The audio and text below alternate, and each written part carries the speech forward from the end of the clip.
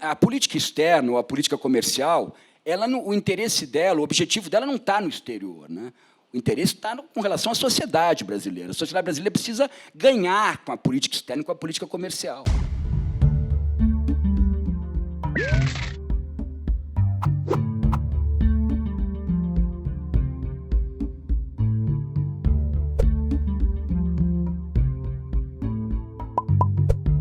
Olá, o canal 1 Brasil, em parceria com o IBMEC São Paulo e com a FEComércio São Paulo, realiza hoje mais uma importante conversa sobre os rumos do nosso país.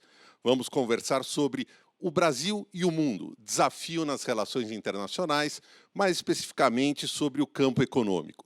E contamos com o privilégio da presença de dois especialistas no assunto, o professor Alberto Pfeiffer, coordenador-geral do Grupo de Análise de Conjuntura Internacional da USP, e o professor José Luiz Niemeyer, coordenador de Graduação de Relações Internacionais do IBMEC Rio de Janeiro. Queria inicialmente agradecer a presença dos dois. E por questões absolutamente de ordem alfabética, Alberto, que eu imagino que na chamada você era o primeiro, né? Número 1 sempre. Número 1 sempre. Só na chamada. Só na chamada? Bom, isso já é mais polêmico. Mas ouvi a tua opinião, e depois a do José Luiz, sobre qual deve ser a agenda do Brasil no plano externo e com ênfase na economia para o próximo governo. Bom, nossa agenda deve ser uma agenda de continuidade, de aprofundamento. Eu explico rapidamente do que eu quero falar. Continuidade no sentido de que a nossa dinâmica de exportações calcada hoje em commodities é uma vantagem comparativa e competitiva do Brasil. Há quem diga que commodities são uma coisa ruim, porque elas representam produtos de baixo valor agregado, uma relação de dependência com economias mais desenvolvidas, um modelo extrativista. Não é bem assim. O valor agregado da soja, da cana-de-açúcar, do minério de ferro, do petróleo, é o valor agregado a montante e a jusante do processo produtivo. É a tecnologia embarcada na semente de soja, é a tecnologia do pré-sal, é a tecnologia das minas da Vale do Rio Doce. Então, nestes campos, nesses setores em que nós temos essas vantagens comparativas e competitivas, temos que continuar investindo em ciência e tecnologia, como fizemos ao longo de décadas. Então, aí os exemplos dos parques tecnológicos da Petrobras, a Embrapa, todo o sistema de pesquisa e inovação do agronegócio brasileiro, e, igualmente, na capacidade corporativa, empresarial brasileira. E aí eu quero sublinhar algo que nós perdemos no passado recente e que era um elemento da nossa expansão externa e que nós podemos e devemos recuperar hoje, que é exatamente essa projeção do empresariado brasileiro. Infelizmente, devido a problemas de gestão corporativa, de corrupção, falando termos francos, nós perdemos muito dessa capacidade que desenvolvemos por 2 décadas, eu diria, com as construtoras brasileiras, né, que fizeram todo um processo de expansão externa, com a própria Petrobras. Então, a recuperação dessa nossa capacidade de penetração no mundo por meio do empresariado é algo que nós agora precisamos realizar. E aí eu acho que o agronegócio volta a ter um papel fundamental. O agronegócio, que é hoje um setor completamente privado, eu diria, né, capital privado, livre negócio, enfim, empreendimento livre, né, que faz com que nós tenhamos essa união de milhares, centenas de milhares, milhões de produtores rurais brasileiros e que entregam para nós essa enorme pauta exportadora, que nos rendeu um superávit, uma boa parte no agronegócio, de 67 bilhões de dólares no ano passado, e que continua a ser um fator da nossa inserção estratégica no mundo, segurança alimentar, segurança hídrica, segurança ambiental para o mundo. Então, continuar a rota da expansão desses produtos, mas aumentar o papel corporativo do Brasil no mundo. José Luiz, eu repetiria a pergunta para você, mas morrendo de curiosidade de ouvir tua opinião sobre o tema das commodities, até porque falar em continuidade é, hoje, uma certa raridade no cenário brasileiro, alguém que defenda a continuidade de algo. Embora eu acho que a posição do Alberto me pareceu absolutamente lógica e sustentável. Mas continuidade é uma palavra que frequenta com pouca intensidade o debate político de hoje. Por favor, Zé Luiz. Para começar, já me queria primeiro agradecer o convite do Brasil, que, aliás, um nome muito interessante, esse nome Brasil. Depois eu gostaria até de trabalhar com vocês aqui mais esse nome. Achei muito bacana o nome, Brasil.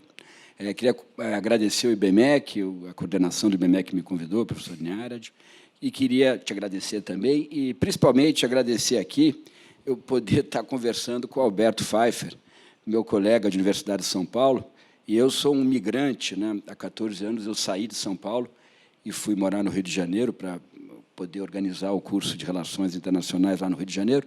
Então, me considero um migrante, cheguei hoje aqui e estou muito feliz de estar aqui com vocês, poder, inclusive, encontrar o Pfeiffer, né? O Brasil é um país com muitas contradições, né? Essas contradições vão permanecer por muito tempo. É claro que o agronegócio é uma área que eu tenho uma proximidade muito grande. O agronegócio é muito importante, até porque, não sei se vocês sabem, nós usamos em torno de 8% das nossas terras agriculturáveis, 8% só do território. Inacreditável. Da década de 70 para cá, o Brasil se transformou num grande produtor com relação a produtos de origem agrícola e animal, de todos os produtos, né? Até mel, hoje, produzido, por exemplo, no Ceará, o Brasil é um grande produtor. O Brasil é um grande produtor já de frango, de soja, de milho, de algodão chegando, inclusive, nas fronteiras agrícolas, onde antes não chegava, de carne bovina, suína. O Brasil é um grande produtor de tudo, né?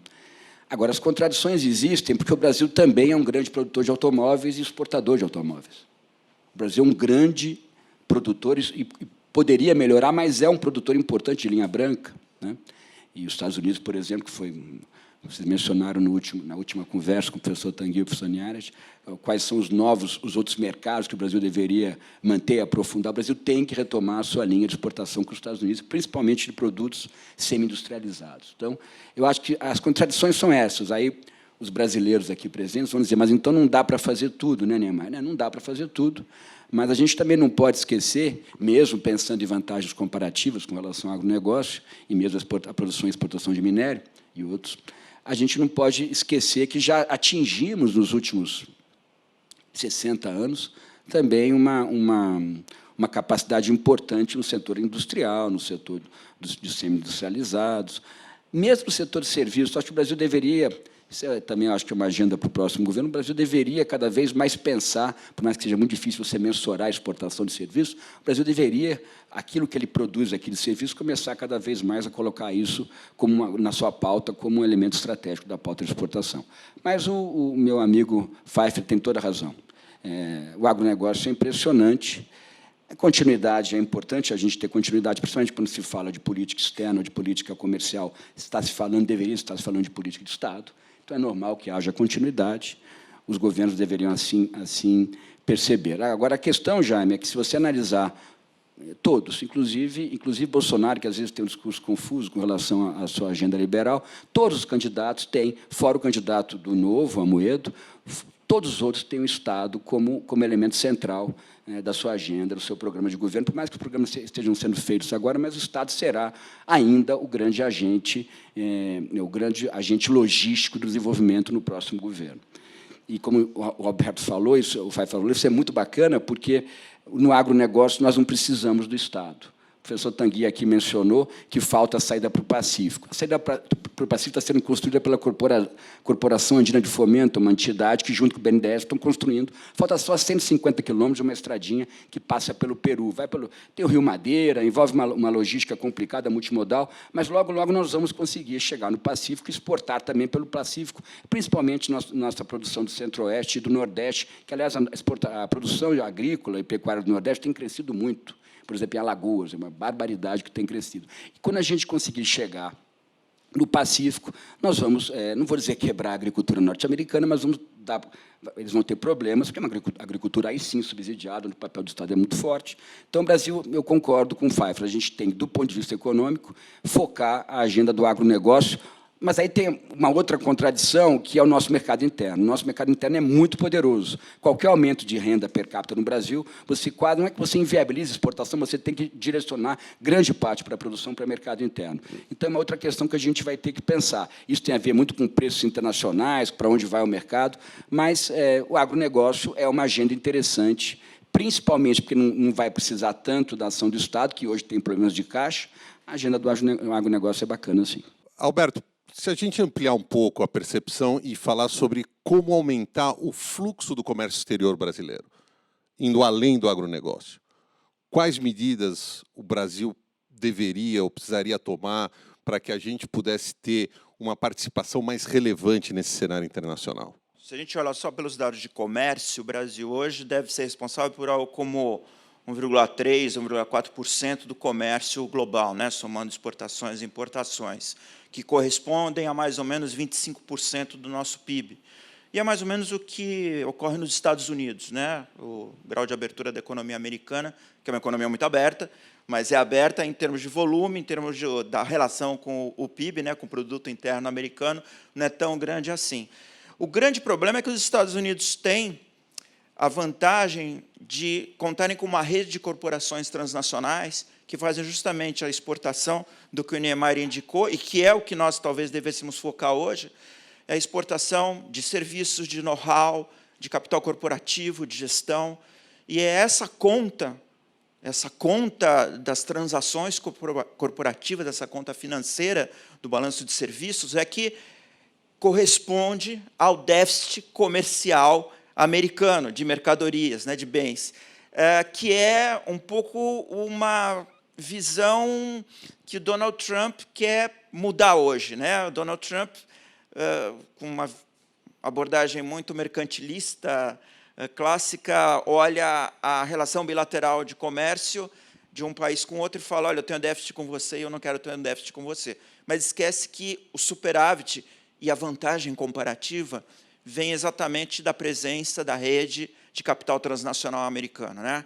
As ideias, o know-how, a inovação, é aí que está a riqueza e é aí que está o futuro. Nesse sentido, o Brasil tem algo, sim, a contribuir na sua expansão, e eu acho que não é só pela via comercial, a gente pode expandir o comércio de commodities muito por nossa responsabilidade, aumentando a nossa produção e a nossa produtividade, sem precisar derrubar uma árvore sequer. A gente ainda tem muita terra que hoje está pouco utilizada, ou que está em pastagens com baixo grau de utilização, mas o que a gente pode é expandir para o exterior a nossa capacidade de produção do agronegócio tropical.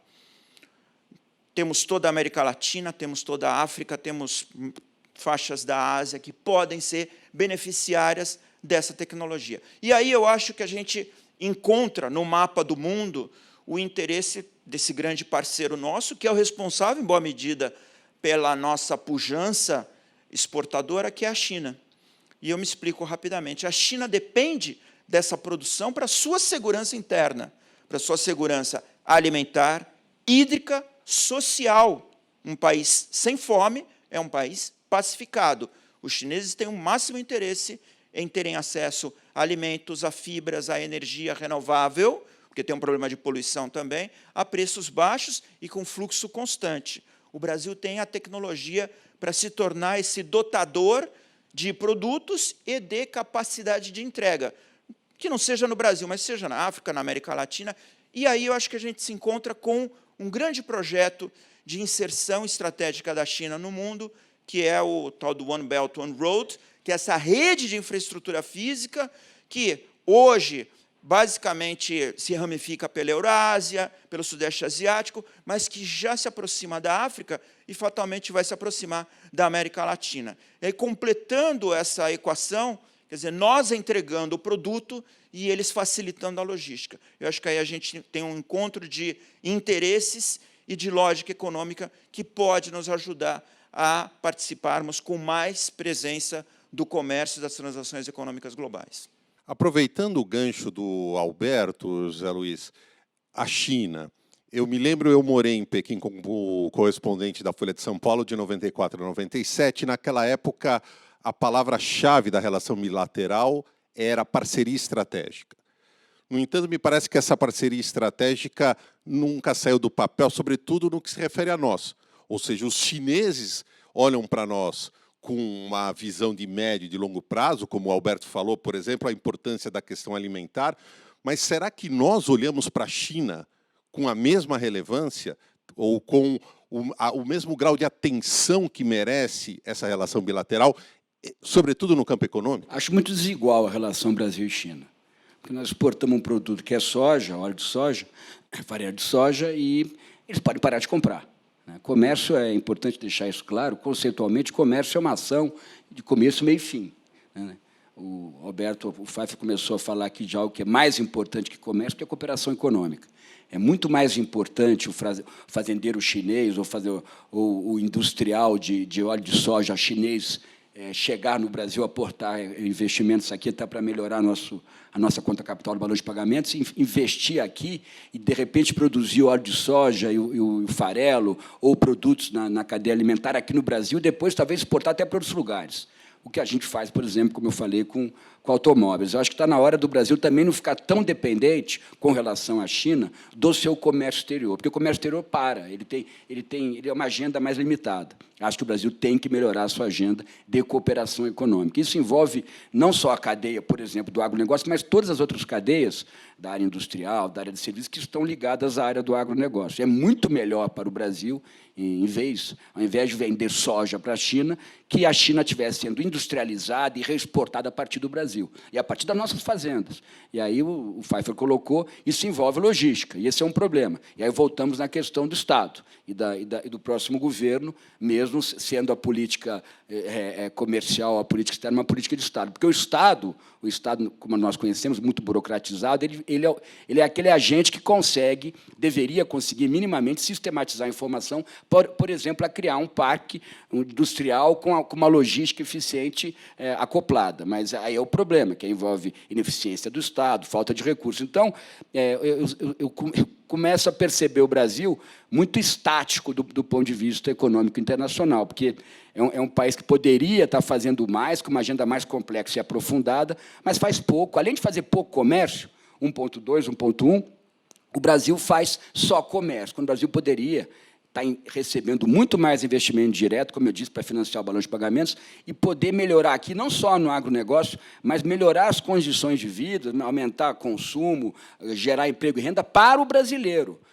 A política externa, ou a política comercial, o interesse dela, o objetivo dela não está no exterior, O interesse está com relação à sociedade brasileira. A sociedade brasileira precisa ganhar com a política externa e com a política comercial. E por que somos estáticos? Muito estáticos, Mas por quê? Qual é a origem? Como explicar e como sair dessa inércia? Grande demais.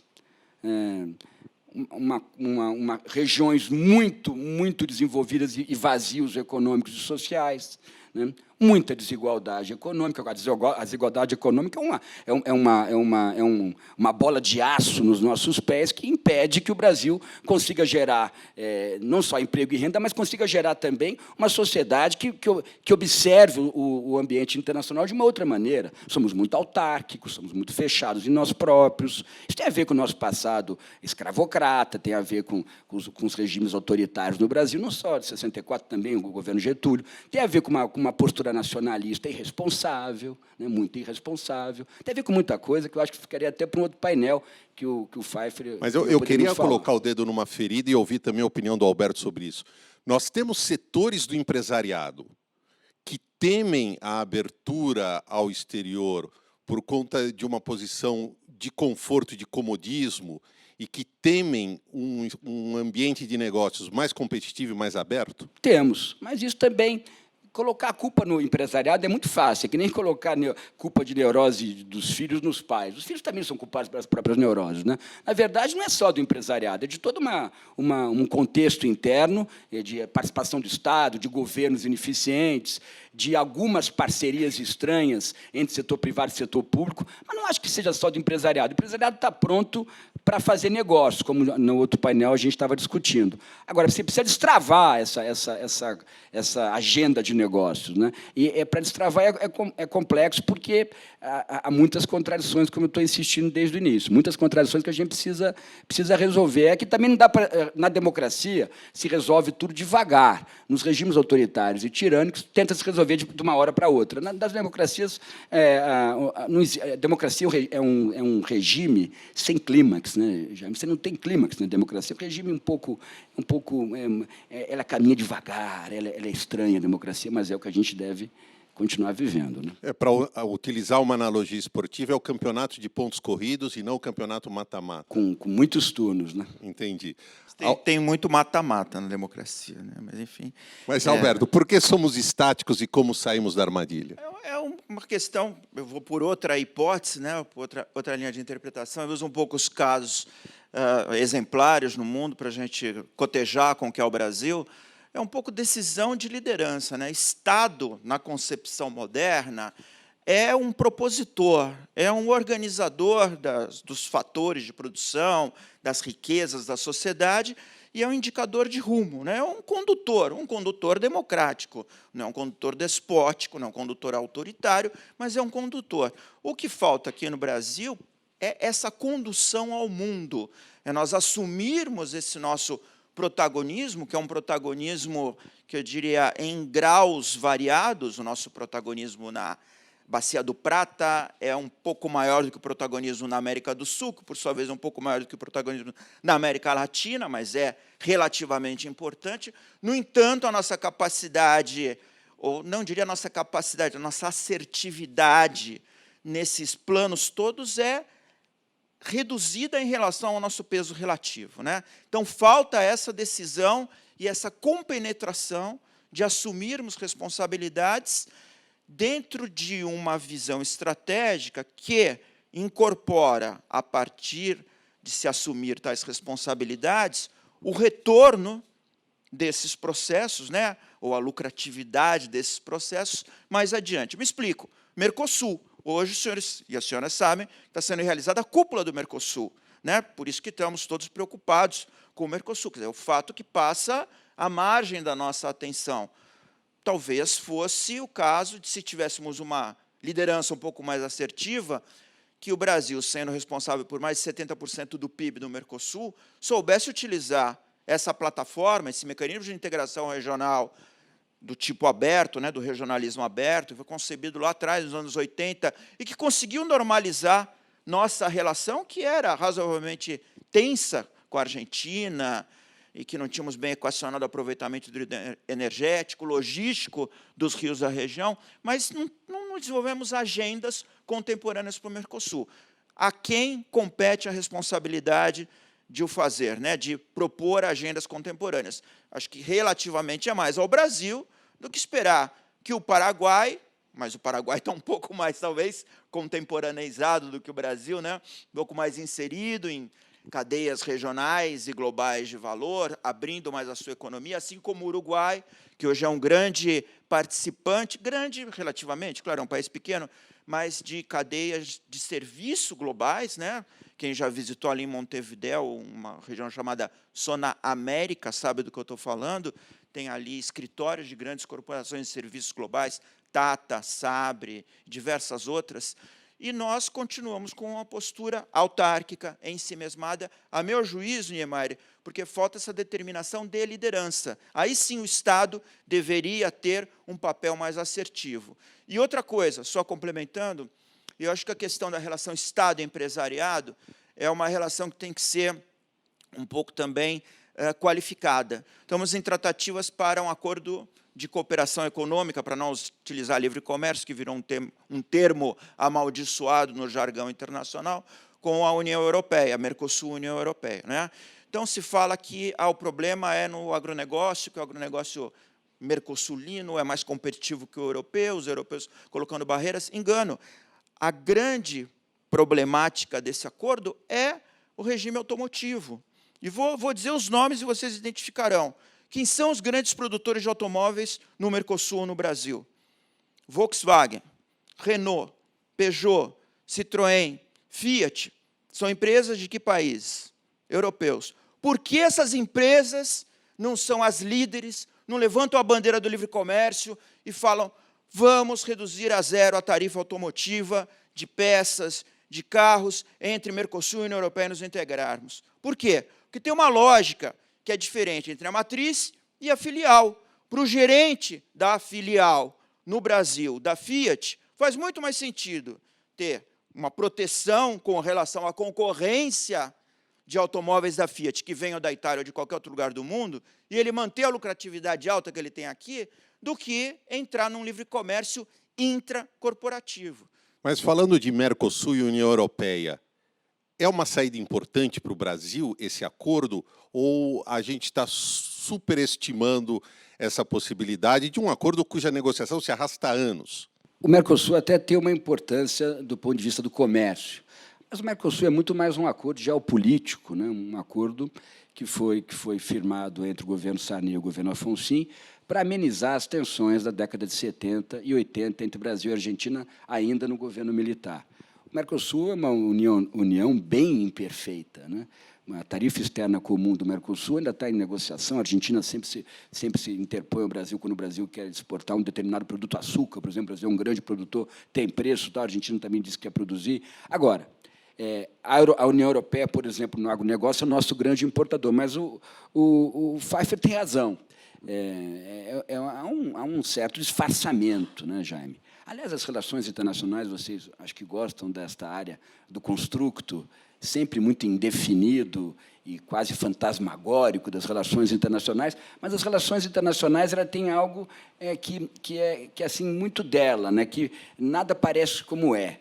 As negociações diplomáticas, os acordos, aquilo que a demanda de um país não é aquela demanda que ele está querendo colocar, é uma outra demanda. Isso é muito importante para aqueles que estão pensando a área de relações internacionais aqui no IBMEC São Paulo. Agora, não dá para a gente fugir do livre comércio, não dá para a gente fugir das necessidades que o Brasil tem no livre comércio. Agora, não dá também para ficar preso com acordos de integração regional, que são acordos, no mínimo, contraditórios. O Brasil hoje, o Mercosul é mais uma contradição, o Brasil tem hoje algo que o prende aqui na América do Sul, que não é a região mais rica do mundo, para se fazer comércio. O Brasil tinha que, de alguma maneira, manter o Mercosul, e o Pfeiffer é um especialista nessa área, e talvez recompor, junto com os membros do Mercosul, uma outra agenda para o Mercosul, para que a gente pudesse ficar mais livre para poder melhorar, não vou dizer as relações bilaterais, porque eu também não acho que as relações bilaterais elas adiantam para alguma coisa no mundo como nós estamos vivendo hoje.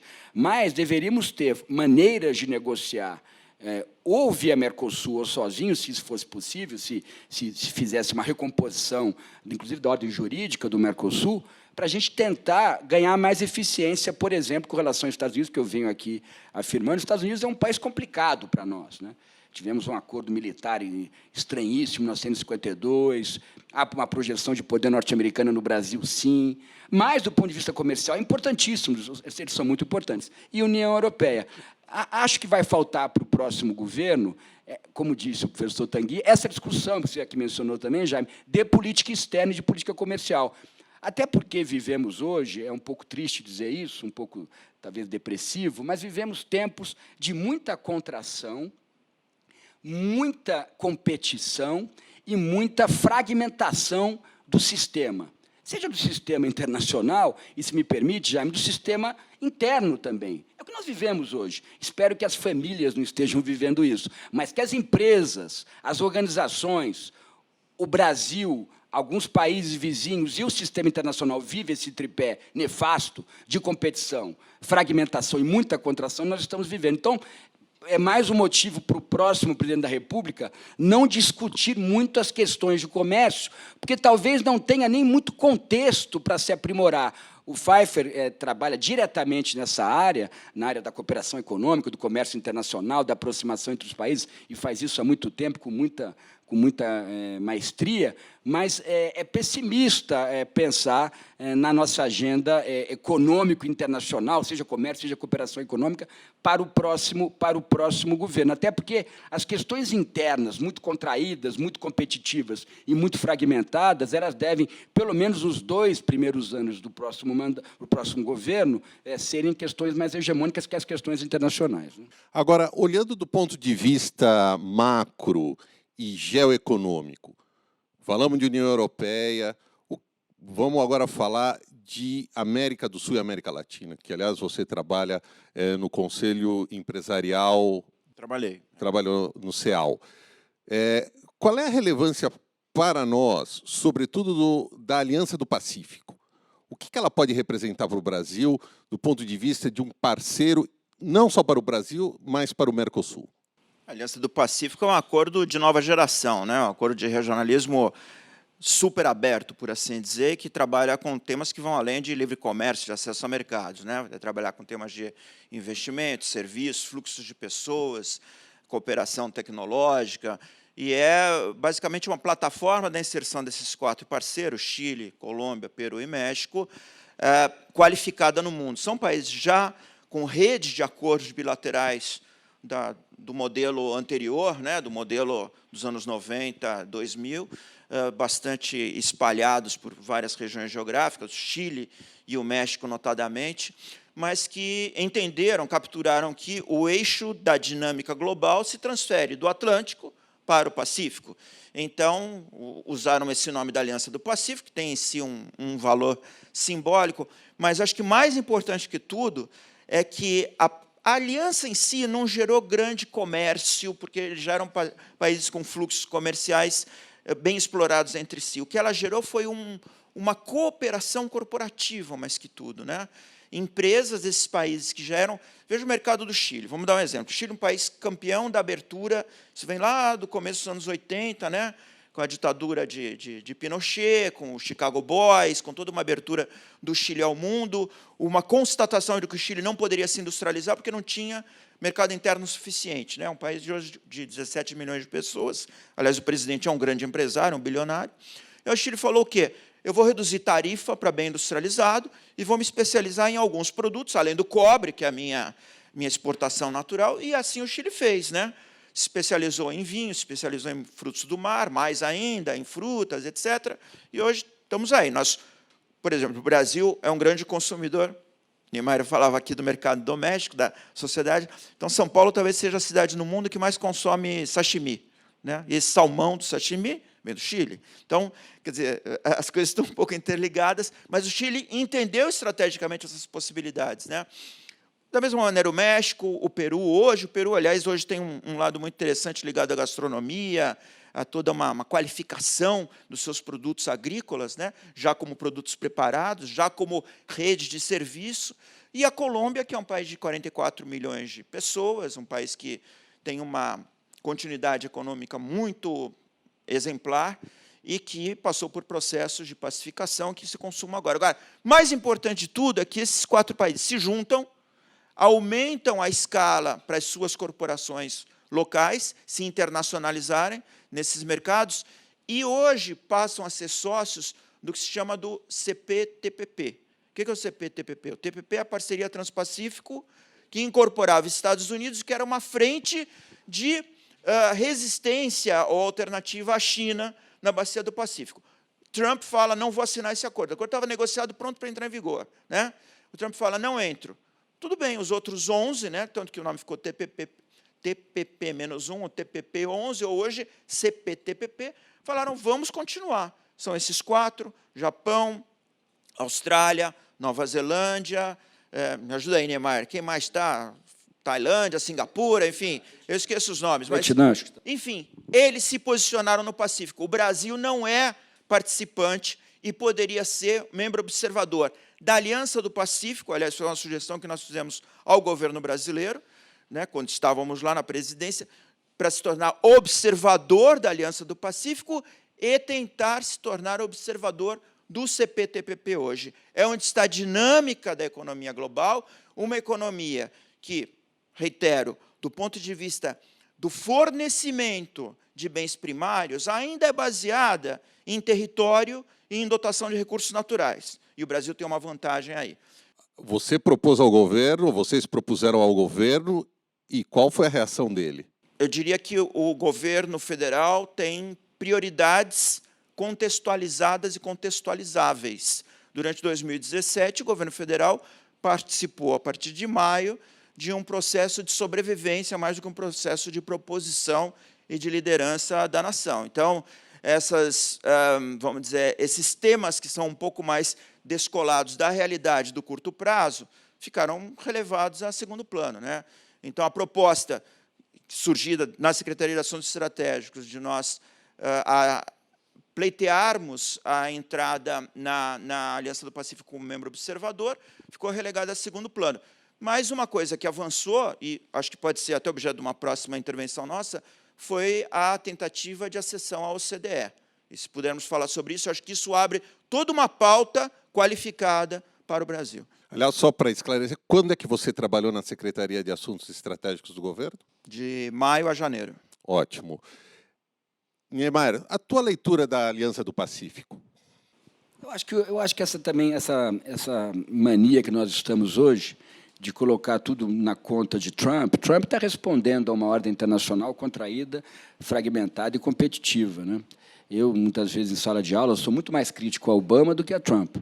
Acho que todo o inferno na Terra que nós estamos vivendo na Síria é muito mais culpa da postura titubeante de Obama com relação à Síria que necessariamente do grupo que está no poder hoje na Casa Branca.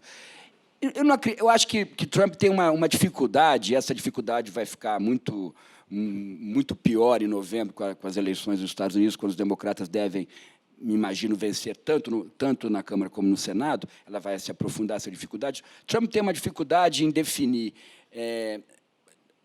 política interna, mercado interno, sociedade norte-americana e interesses dos Estados Unidos no ambiente internacional. Ele tem uma dificuldade de perceber isso que eu tinha mencionado antes, que só existe política externa e política comercial para garantir interesses nacionais. Ele tem uma grande dificuldade. Ele vive um sonho de uma noite de verão de achar que os Estados Unidos podem ser provedor de tudo, produtos, serviços, processar tudo que produz e vender para a própria população. Isso é uma fantasia e deve ter sido vendido a ele, inclusive por estrategistas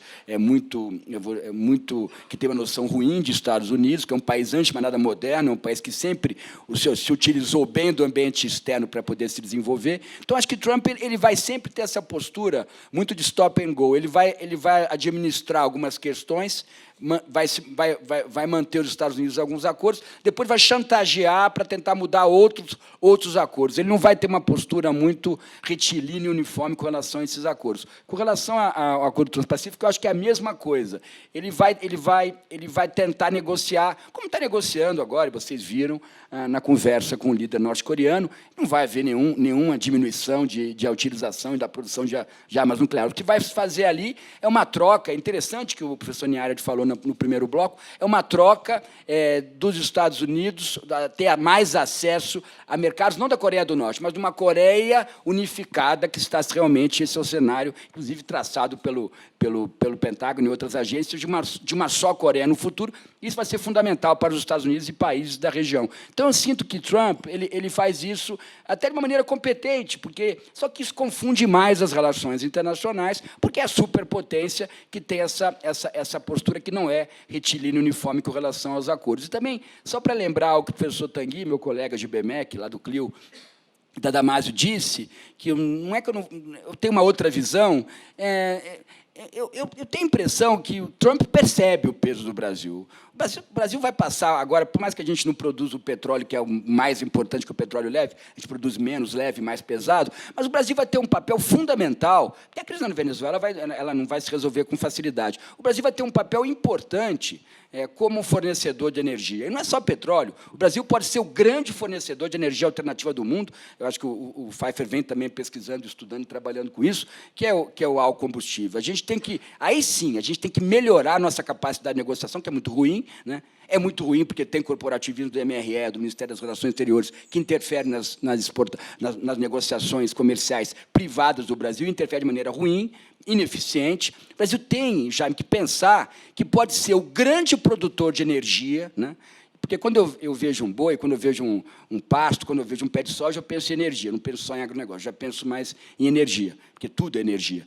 O Brasil pode ser o grande produtor de energia alternativa se nós conseguíssemos destravar no mercado internacional de álcool. É um absurdo. O nosso álcool é mais barato comparado ao norte-americano, comparado ao europeu. Nós tínhamos que ter uma posição um pouco mais decisiva com relação a isso, e aí precisaria de gente, de um perfil do Pfeiffer negociando, porque tem muito corporativismo, muita influência, o Pfeiffer sabe disso, estava no governo, muita influência, ele não vai querer comentar, porque estava no governo, mas muita influência do MRE, da diplomacia brasileira, que tenta, de alguma maneira, manter quase que um status de serem os únicos que podem negociar com relação ao ambiente internacional, seja de comércio, seja de política internacional. Acho que isso tem que ser revisto também. Aliás, uma pergunta para vocês dois. Teria sido um dos maiores erros estratégicos do Brasil, na sua história recente, do ponto de vista de posicionamento internacional, abrir mão do potencial brasileiro de ser líder na produção de energia, de energias renováveis, fontes de energia alternativas? Foi a maldição do pré-sal que nos fez abrir mão dessa opção? A maldição não foi só do pré-sal, né?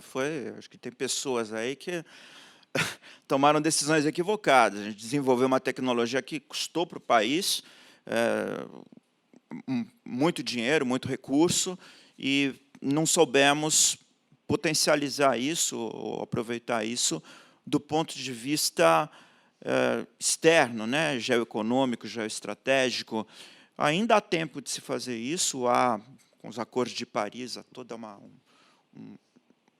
é mandatório, né, que os países adiram a energias renováveis, a metas de emissão de carbono, normativas internas, por exemplo, regulações ambientais da China, do México, de vários países são cada vez mais no sentido de reduzir emissões, e o etanol, enfim, os biocombustíveis ajudam muito nesse sentido. São também elementos de desenvolvimento local, geração de emprego, tecnologia, etc. Então, sim, houve vamos dizer, eu não sei se foi a maldição do pré-sal em si, né? O Niemeyer está absolutamente correto, o Brasil tem uma matriz energética privilegiada, mas talvez tenhamos gestores ligados à tomada de decisão não tão privilegiados.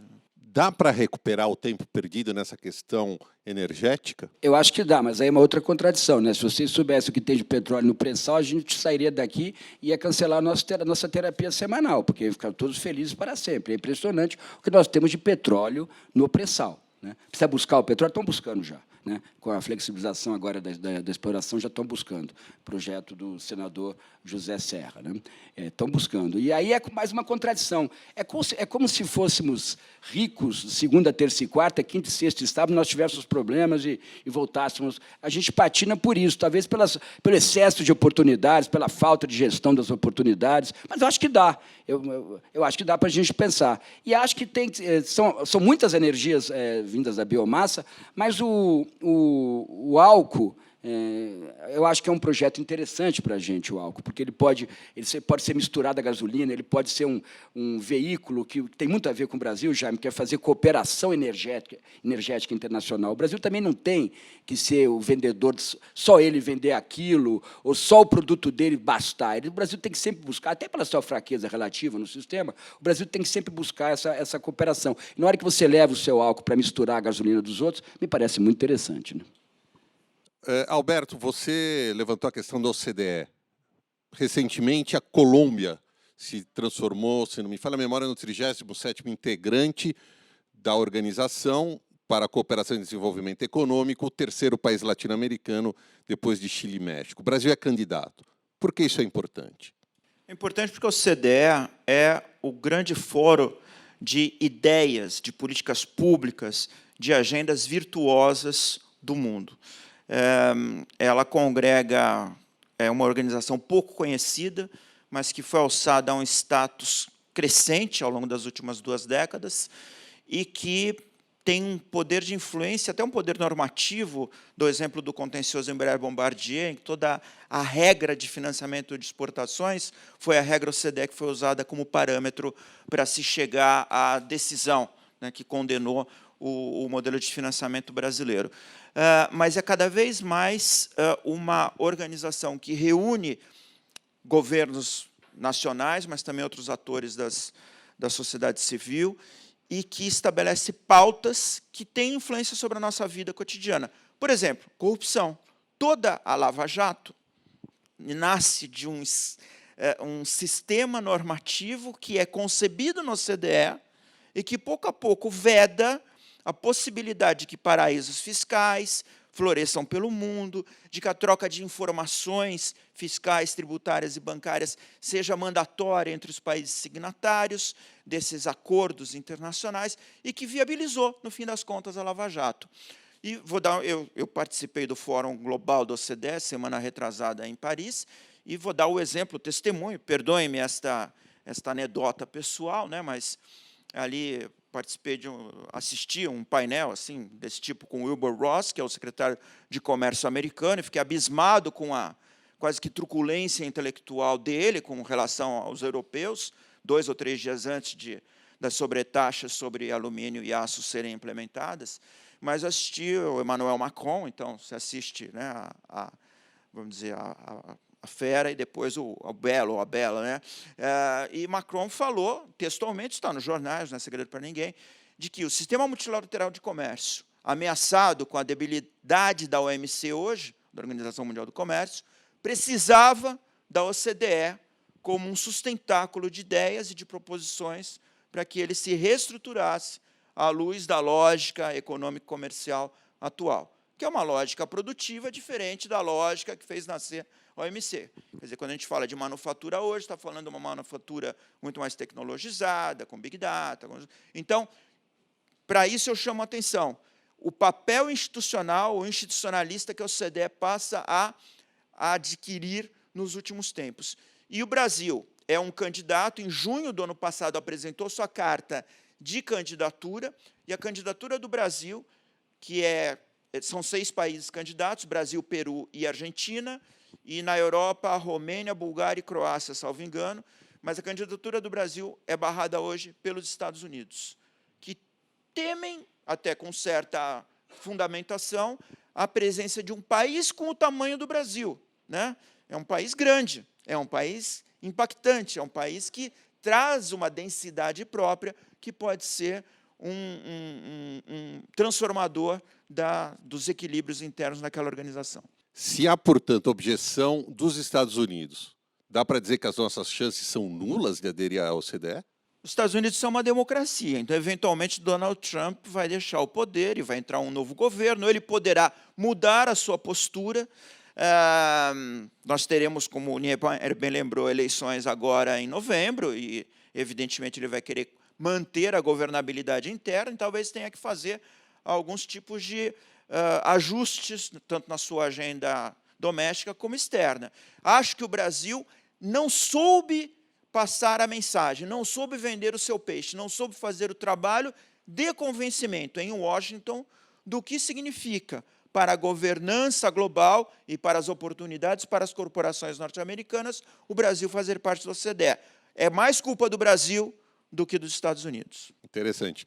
Niemeyer, o protecionismo do governo Trump deve tirar o nosso sono?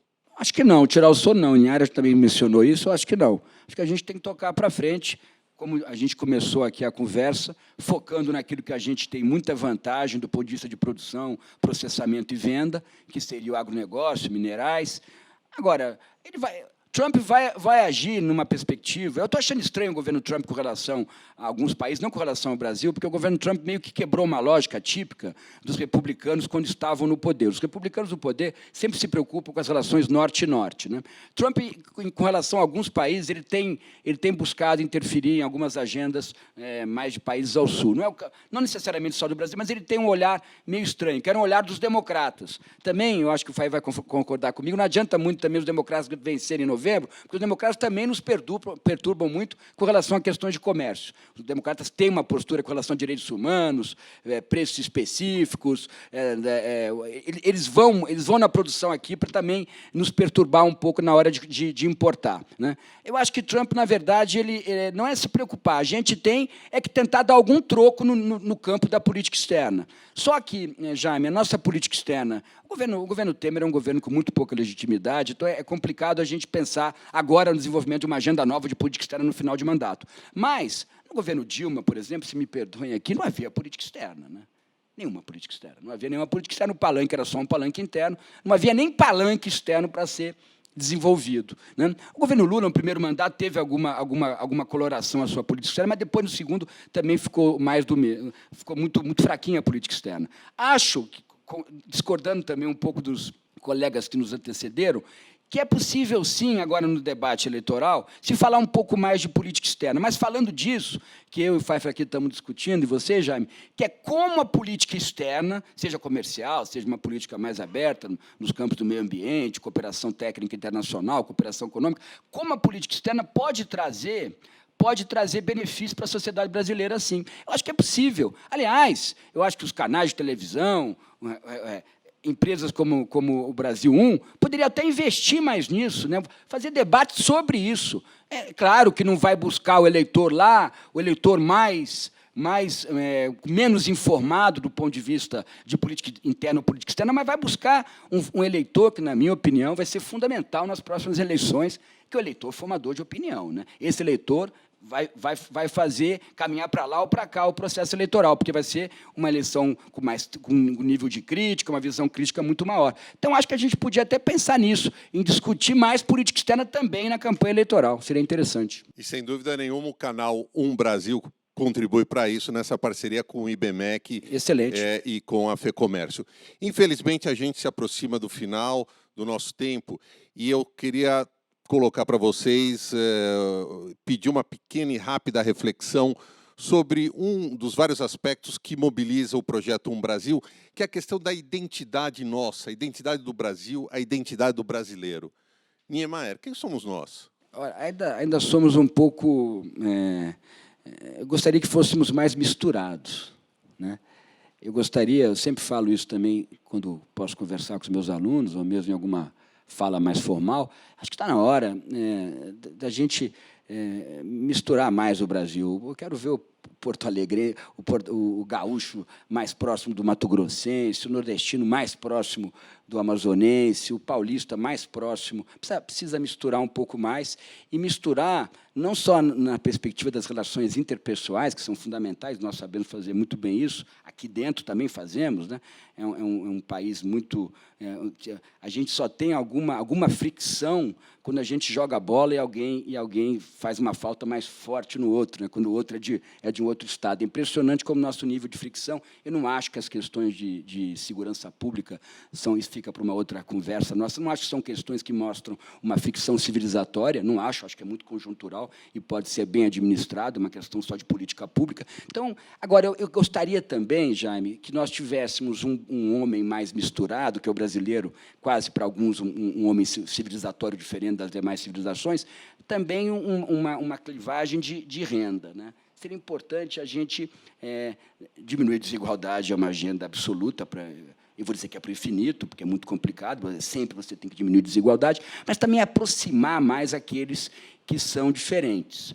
Talvez eu tenha migrado para o Rio de Janeiro, né, 14 anos atrás, já, porque no Rio de Janeiro, por mais que seja, vou falar aqui com muita delicadeza, por mais que tenha uma certa precariedade institucional, mas é uma cidade decididamente mais de aproximações, de cortes, né, que projetam aproximações interessantes. Eu não acho que é só a praia, não, viu? Isso é bobagem. Não é só a praia, eu acho que é o dia a dia mesmo, né?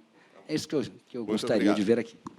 Alberto, sua ponderação sobre a nossa identidade. A identidade do Brasil, do ponto de vista internacional, né, que é onde eu atuo, mas tem um livro do Celso Laffer com esse título, né, Identidade Internacional do Brasil. Eu não vou querer competir com o professor Celso Laffer, mas eu creio que uma identidade nossa hoje, internacional é a identidade ambiental, a identidade verde. O Brasil como um green power, como um fornecedor ao mundo de segurança ambiental, segurança hídrica, segurança alimentar, segurança social, que é decorrente destas outras, segurança territorial, preservando ecossistemas, enfim, eu acho que isso, à luz dos Acordos de Paris, das preocupações internas da China, que já são leis na China, né, de maior rigor ambiental, a Índia, que também começa a ter uma preocupação com isso, o Sudeste Asiático todo, nós temos, do ponto de vista estratégico, essa identificação.